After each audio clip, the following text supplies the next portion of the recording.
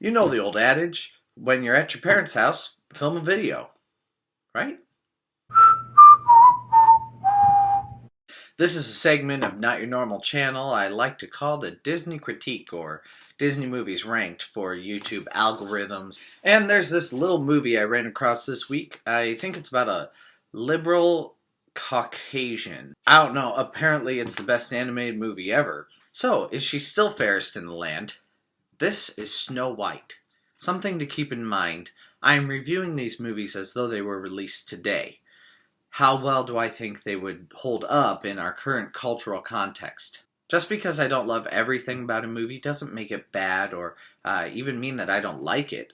It is possible to love a movie and still see some flaws in it. Storyline. We read. Walt, show, don't tell. And certainly don't make me read. The mirror reveals that Snow White is the most beautiful. Really, I'm all about beauty in the eye of the beholder, but she looks like a potato in a wig. Snow White needs a prince. Duh. Prince is introduced. That's the prince. How old is he? Does he even have a face? And how old is his voice? Now that I've found you. The face of an 8-year-old on a 15-year-old body with a 40-year-old voice. What was up with the culture that birthed this thing? Who cares? Snow White doesn't know anything about him anyway. Foot size doesn't matter. Apparently all you need is correct anatomy to flatter this princess, and let's be honest, you may not even need that. Show me the money. Let's look at. Queen hates Snow White and plans for her murder. Obviously, she hates her because she's beautiful. Snow White runs. Why is she not afraid of the animals? She's afraid of everything else in this forest. And I have met some pretty evil squirrels. Snow White apologizes for being afraid of everything. I'm awfully sorry. Snow White finds a house and cleans it. Obviously, a woman is completely helpless in the forest and is most at home when she can clean. Even if her cleaning is for a group of men she has never met who are all over 40. Or hipsters. You decide. We introduce the dwarves. Hi-ho! And Snow White goes to sleep. This is one stupid little girl. She thinks there are children living there, but these 7 men have to have underwear somewhere. They're messy, remember? And my room always has underwear on the floor. 10 minutes of waking up Snow White. Yup, that's all we do. Snow White wakes up. Now don't tell me who you are. Let me guess. 10 minutes more of filler. Evil Queen finally finds the plot. She can cast a spell to look however she wants. How does this look help her accomplish that goal? I'm not taking an apple from that witch. But maybe that's because I saw this movie. More filler for 10 minutes. Dancing, because plot development is for suckers. Should the dwarves even trust this girl? What if she's a thief or a woman of ill repute? Which creates the apple? Thirsty? Have a drink. Without you, evil queen, this kingdom falls apart. You kick that skull, girl. Snow White kisses the dwarfs. And what's this? Character development. Why, Grumpy, you do care.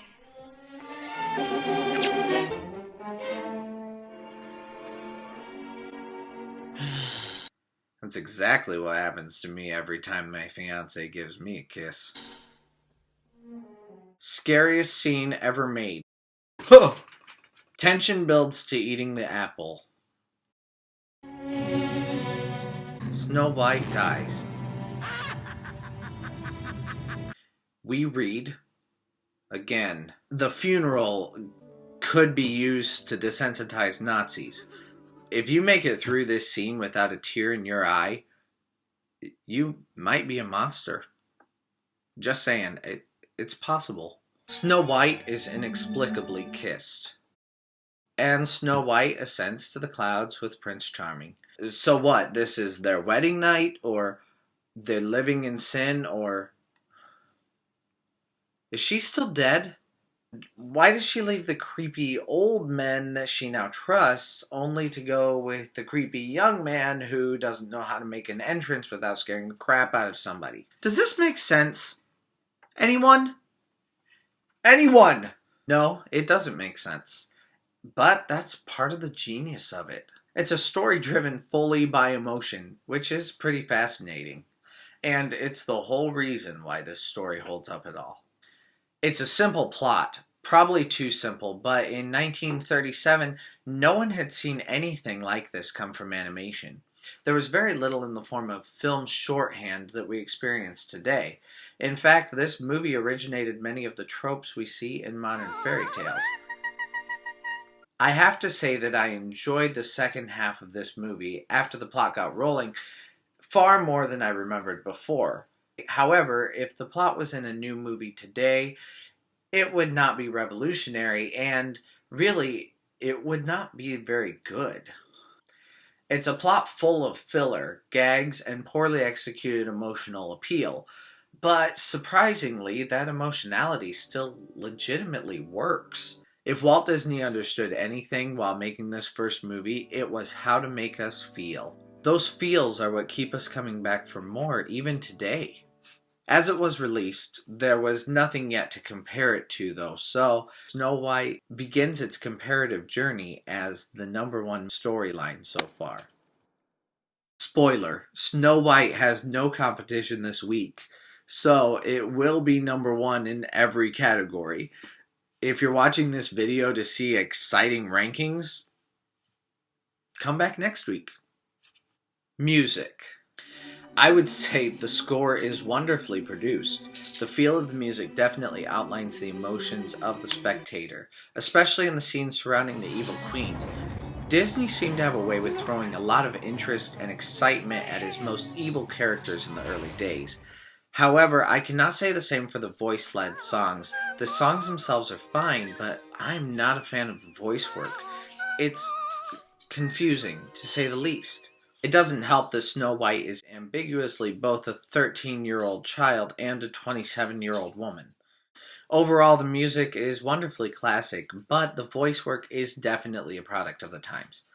Regardless, at least for 1 week, Snow White has absolutely hands down the best music. Animation. Remember how I said Walt Disney seemed to put a lot of time and energy into creating his villains? The evil queen seems to be the originator of this trope. She is so beautiful and yet so scary looking in the same frame. Now, let's compare her with Snow White and the Prince.